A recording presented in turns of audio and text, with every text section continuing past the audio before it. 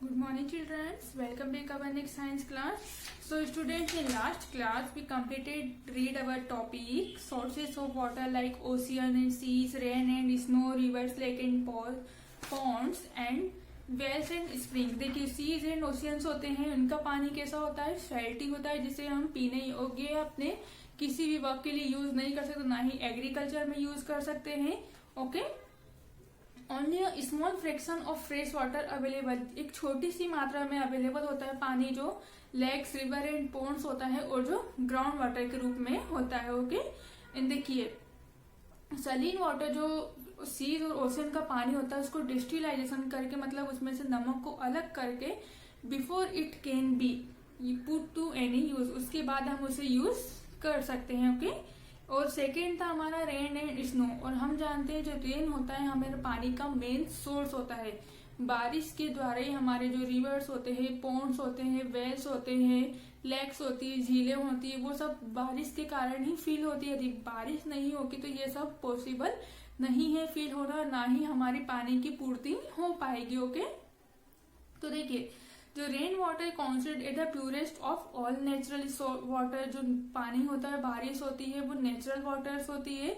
In India, हमारे India में केवल जो बारिश होती है वो फ्यू मंथ, कुछ महीने ही होती है, जिसे हम मानसून के नाम से जानते हैं। फीड सम रिवर्स एंड पोन्ड्स, और क्या करती है वो रिवर एंड पोन्ड्स को भर देती है। ऑल्सो रिप्लाइंस ग्राउंड वाटर के रूप में इसे हम यूज कर लेते हैं। ओके, और नेक्स्ट होता है जो ग्राउंड वाटर होता है उसे हम किसके द्वारा निकाल सकते हैं, कुओं के द्वारा खोदकर और बोरवेल के द्वारा यूज कर सकते हैं उसका पानी। नेक्स्ट था हमारा रिवर्स, लेक्स एंड पोन्ड्स, नदी, तालाब और झीलें। देखिए ये जो पानी होते हैं फ्रेश वाटर होता है। This source also called surface water, इसे हम सरफेस वाटर के रूप से भी, नाम से भी जानते हैं। ओके, हमारे इंडिया में जो बड़ी बड़ी नदियां हैं जैसे गंगा, यमुना, ब्रह्मपुत्र, गोदावरी, इनसे क्या होता है, इनके द्वारा इनका जो पानी फ्रेश करके प्यूरिफाई करके सप्लाई किया जाता है, और इनके पानी को हम डैम्स में स्टोर करते हैं। स्टोर करके क्या करता है, इनके पानी को खेती के लिए सप्लाई किया जाता है। और जो उर्वरन क्षेत्र होते हैं, जो ग्रामीण क्षेत्र होते हैं जहाँ पर पानी नहीं मिल पाता या बारिश अच्छे से नहीं हो पाती, वहां पर पूरी जगह इनके पानी को पहुंचाया जाता है, डैम्स में स्टोर करके इन्हें प्यूरिफाई करके सप्लाई करके पहुंचाया जाता है। ठीक है, उसके बाद आता है हमारा वेल्स एंड स्प्रिंग्स। वेल्स मतलब होते हैं कुएं। ये अंडरग्राउंड सोर्स होता है पानी का, which can put to out use with the help of water pump, जिसके हम द्वारा वाटर पंप के द्वारा इसका पानी यूज कर सकते हैं।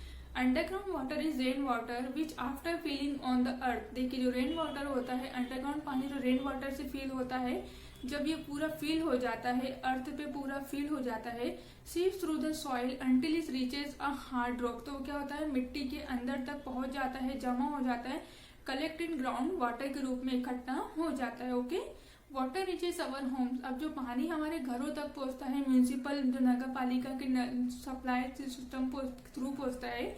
Also extracted from the ground using motor pump, जिसके लिए हम मोटर पंप का यूज करते हैं।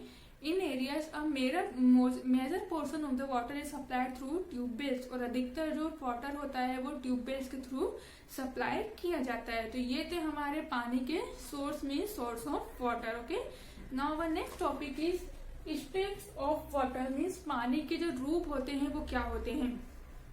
हम जानते हैं there are 3 states of water, पानी के 3 रूप होते हैं। Okay, first is the liquid state, तरल रूप, जिसे वो लिक्विड मतलब होता है तरल, जो हम अपने पानी से यूज करते हैं वो लिक्विड होता है, तो उसे हम यूज करते हैं। This is the most used state of water, इसे हम अधिकतर वाटर के रूप में यूज करते हैं, पानी वाला स्टेट होता है जो, and is found in water bodies like seas, rivers etcetera, जो कहाँ कहाँ पाया जाता है, वाटर बॉडी जैसे समुद्र में, नदियों में, तालाबों में, झीलों में, कुओं में, अंडरग्राउंड, ये सब क्या होता है लिक्विड रूप में होता है, जिसे हम पानी के रूप में यूज करते हैं। ओके, नेक्स्ट आता है हमारा state form solid state. Solid state होता है बर्फ वाला रूप, आइस वाला।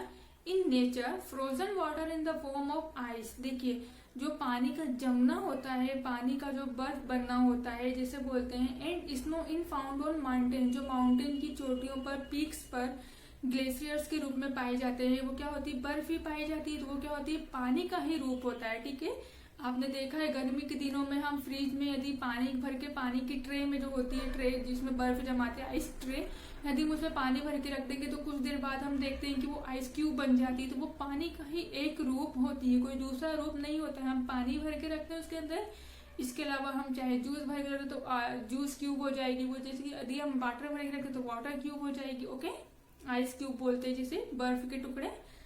नेक्स्ट आता है हमारा गैसियस स्टेट। अब गैसीय स्टेट कौन सा होता है? जो होती है water vapour. Okay, this is the present as a component of air, जो हवा में प्रेजेंट होती है। एज अ एग्जाम्पल, यदि आप पानी को गर्म करते हैं, कुछ देर बाद आप पानी को गर्म करने के बाद आप देखेंगे कि उसके ऊपर यदि आप एक प्लेट ढक दे, प्लेट ढकने के बाद 5 या 2 मिनट बाद आप देखेंगे तो उसके ऊपर पानी पानी की बूंदें जम जाती है। वो क्यों होता है? वही क्या होती है? पानी की वाष्प होती है। और सेम यही प्रोसेस क्या होती है? पानी की जो वेपर होती है हमारे वाटर साइकिल में भी हेल्पफुल होती है।